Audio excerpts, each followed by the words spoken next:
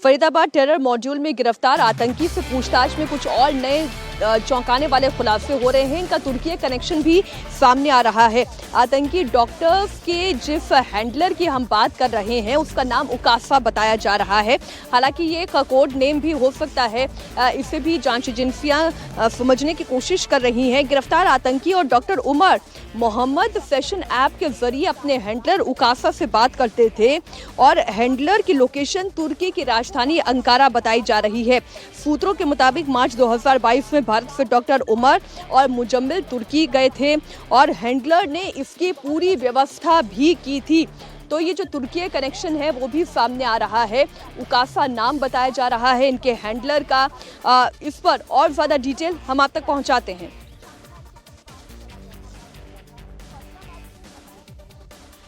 जानकारी मिली है आपको उमर के नहीं, बारे में? नहीं, मुझे कोई जानकारी मिली नहीं। डीएनए मैच हो गए हैं। हमें कोई जानकारी अभी तक नहीं मिली। मतलब पुलिस वगैरह कोई आया आपसे? कोई भी नहीं आया। मतलब कोई जानकारी नहीं मिली।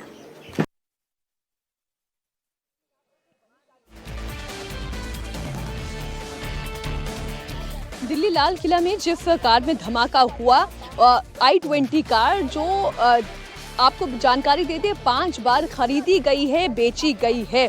जी हाँ, धमाके से 10 दिन पहले कार को 5वीं बार खरीदा गया था। आखिरी बार कार को डॉक्टर उमर नबी के द्वारा पैसे देकर खरीदवाया गया था। आरसी ट्रांसफर होने से पहले ही कार में धमाका हो गया। 11 साल में कार कब और किसने खरीदी, ये सिलसिलेवार तरीके से आपको इस रिपोर्ट में बताते हैं। एक बार फिर से आपको बताते हैं, i20 कार जिससे दिल्ली में ये कार धमाका हुआ है, ये तकरीबन 5 बार खरीदी गई, बेची गई है। आखिरी मर्तबा उमर नबी ने ये कार खरीदी, लेकिन इससे पहले कि आरसी ट्रांसफ़र होता तभी इस कार में धमाका हो गया। बीते 11 साल में ये कार कब खरीदी गई, किसने खरीदी और कैसे ये आतंकी उमर मोहम्मद तक पहुंची, वो डिटेल हम आपके सामने रखते हैं।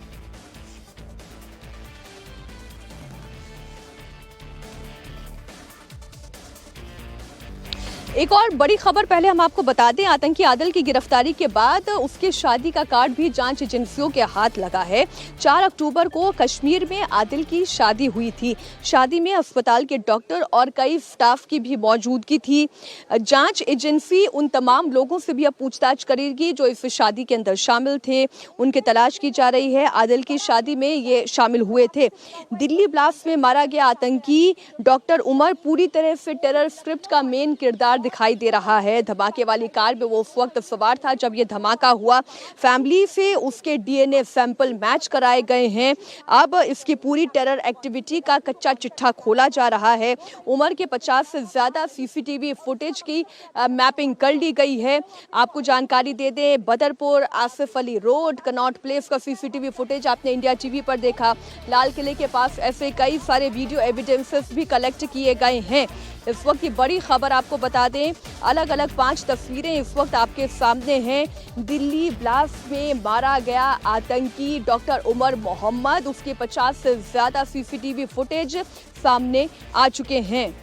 हमारे सहयोगी मंजूर मीर जुड़े हुए हैं। मंजूर, आपके पास इन आतंकियों के मॉड्यूल से जुड़ी हुई और कौन सी ताज़ा जानकारी?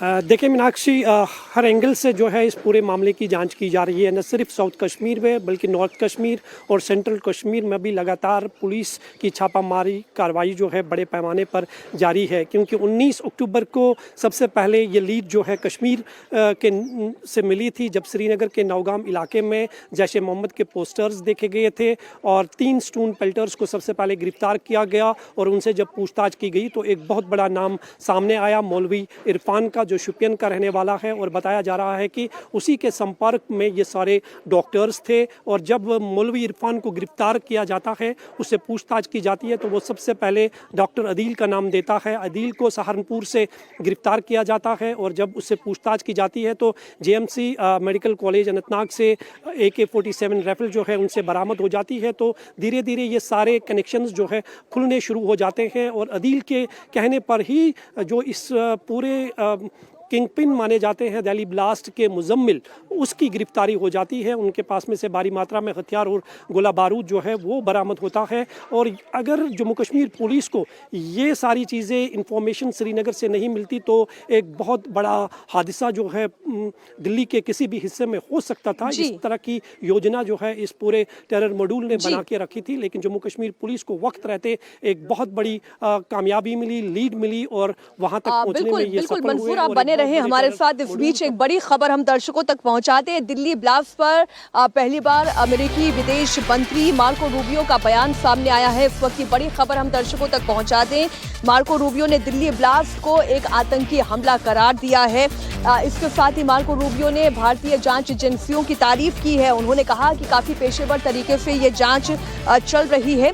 दिल्ली ब्लास्ट पर अमेरिकी विदेश मंत्री मार्को रूबियो ने यह पहला बयान दिया। दिल्ली ब्लास्ट को एक आतंकी हमला करार दिया। रूबियो ने भारतीय जांच एजेंसियों की जांच की तारीफ की, कहा कि काफी पेशेवर तरीके से ये जांच चल रही है। Yeah, we're aware of the potential that holds, but I think the Indians need to be commended. They've been very measured and cautious and very professional in how they're carrying out this investigation. That investigation continues. It clearly was a terrorist attack, and it was a car loaded with highly explosive materials that detonated and killed a lot of people. तो आप देख रहे हैं जिस तरीके से जांच एजेंसियां तलाश कर रही है और इस वक्त एनआईए के जिम्मे तो दिल्ली में हुए ब्लास्ट की जांच है ही, इसके अलावा यूपीएटीएस भी उत्तर प्रदेश के अलग अलग इलाकों में इस वक्त अपनी जांच को तेज किए हुए है। सहारनपुर, शामली, मेरठ, इसके अलावा उत्तर प्रदेश के कई इलाकों में संदिग्धों पर इस वक्त जांच एजेंसी की पैनी नजर है। यूपीएटीएस कई ठिकानों पर लगातार छापेमारी कर रही है। हमारे सहयोगी विशाल प्रताप सिंह इस वक्त लखनऊ से लाइव जुड़े हुए हैं। विशाल, आप जानकारी दें, यूपीएटीएस के शक के दायरे में कौन कौन से शहर हैं और कौन सी यूनिवर्सिटी है?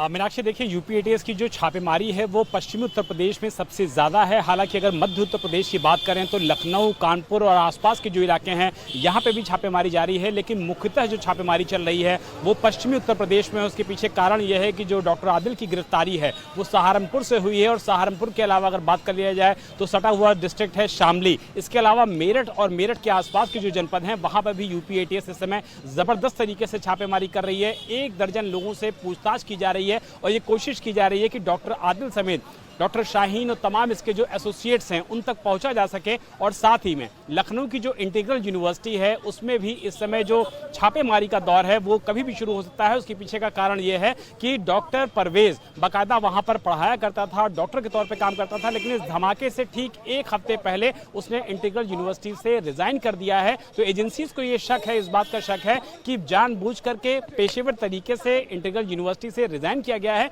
ताकि वहां का कनेक्शन स्टैब्लिश ना होने पाए। और जिस तरीके से अलफता यूनिवर्सिटी फरीदाबाद की इस पूरे मामले में सबसे ज्यादा केंद्रित हुई है, उसी तरीके से लखनऊ की जो इंटीग्रल यूनिवर्सिटी है उस पर जांच एजेंसी की पूरी तरीके से नजर है। और यह माना जाना चाहिए कि 102 दिन के अंदर या हो सकता है संभवतः आज ही वहां पर यूपीएटीएस की टीम पहुंच सकती है और इस पूरे मामले की जो तफ्तीश है उसको आगे बढ़ा सकती है, ताकि डॉक्टर परवेज उसके एसोसिएट्स के साथ किस तरीके का बर्ताव कर रहा था, किस तरीके से लोगों के साथ संपर्क में था और जिन फोन्स का वो इस्तेमाल कर रहा था, कीपैड फोन का, वो ये बताने के लिए काफी है कि काफी सुनियोजित तरीके से ये लोग पूरे इस ऑपरेशन को आगे बढ़ा रहे थे। लेकिन एसोसिएट्स कौन थे, लोग कौन थे, स्लीपर सेल का मॉड्यूल क्या था, उसको अनर्थ करने के लिए इस समय यूपीएटीएस की टीम पश्चिमी उत्तर प्रदेश, मध्य उत्तर प्रदेश में लगातार बिल्कुल विशाल, स्लीपर सेल का ये मॉड्यूल बहुत बड़ा हो सकता है क्योंकि शाहीन शाहिद जिसका कनेक्शन इंटीग्रल यूनिवर्सिटी से है, शाहीन शाहिद का कनेक्शन जो आतंकी डॉक्टर मुजम्मिल से है, डॉक्टर उमर मोहम्मद से है, उसी से जुड़ी हुई एक बड़ी जानकारी सामने आ रही है।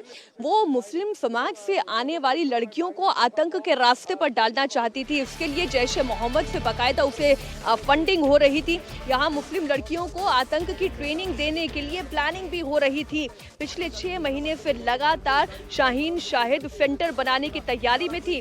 शाहीन सहारनपुर और हापुड़ में ऐसी कोई जगह तलाश कर रही थी जो शहर से थोड़ा बाहरी इलाके में हो, जहाँ पर आम लोगों की एक्टिविटी कम हो, वहाँ पर मुस्लिम गरीब लड़कियों की पढ़ाई पढ़ाई और गरीबों का इलाज करने के बहाने और इस फाउंडेशन की आड़ में वो टेरर ग्रुप तैयार करने की कोशिश में थी।